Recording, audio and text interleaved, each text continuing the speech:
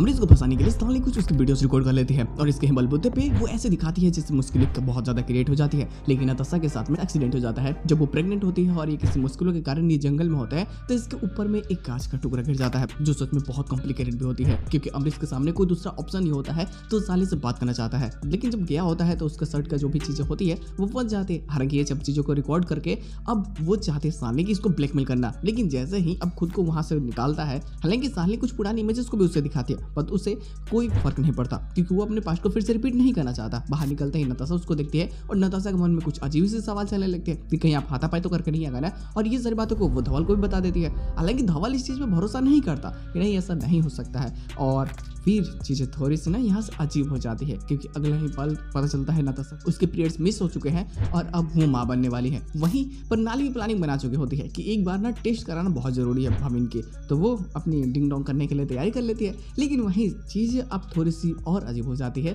इसके पोस्टेशन को लेकर के क्योंकि बेसिक एपिसोड में और कुछ नहीं होता। इसके साथ में एपिसोड की एंडिंग करती जाती है। अमरीश के सामने सवाल तो उठता है, वो धवल से बात करना चाहता है लेकिन जो इसका पोस्टेशन होता है वो मजेदार होता है। तुम कह सकते हो वन ऑफ द बेस्ट। अब नताशा माँ बनने वाली है। अब पता नहीं क्यों स्टोरी लाइन में ऐसी चीजें है कि एक बच्ची ही बच्ची को जन्म देगी तो सच्चा है कि थोड़ी सी प्लॉट्स में डिले किया जाए और होता भी ऐसा ही है।